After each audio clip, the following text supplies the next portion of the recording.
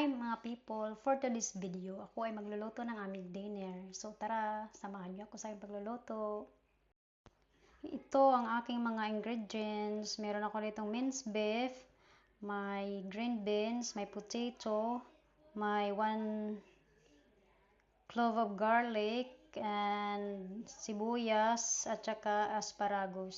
So tara, simulan na natin. So ayan, inihanda ko na ang aking pan.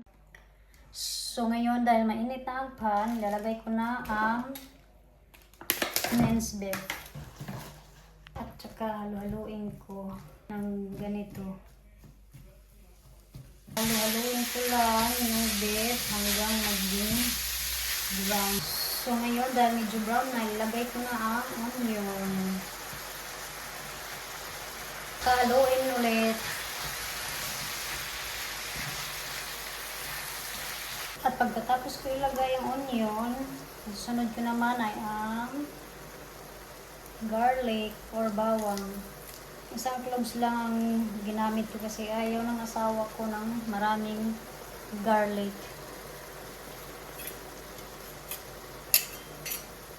Tapos haluin na naman hanggang mag-combine lahat ng garlic at saka onion. At dahil ngayon, nahalo ko na, takpan ko lang hanggang maluto ang karne or minced beef. Sa isang pan naman, lutuin ko lang yung potato. Ito na ang potato, nilagyan ko ng tubig at ngayon isasalang ko hanggang maluto siya. Hindi ko sinasabay ang minced beef at saka potato kasi madali lang maluto yung potato. Sa isang pan naman, lulutuin ko yung green beans at saka yung asparagus. So ayan, nalagyan ko na ng tubig. Ngayon, isasalang ko na. So ayan, sabay-sabay silang niluluto ko para madali lang. So ngayon, i-check ko ang minced beef kung luto na. So ayan, luto ng minced beef. Titimplahan ko na ito ng pampalasa tulad ng oyster at paminta. Pamintang durog. At haluin ko lang ito. Ayan, nahalo ko na. Ngayon naman ay maglalagay ako ng 2 kutsarang gravy.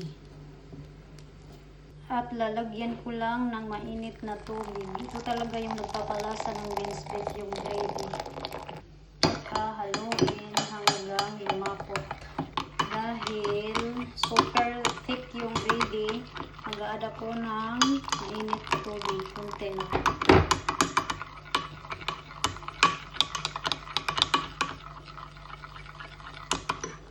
Pag ganito na yung consistency, halo ko na ang gravy sa minced beef.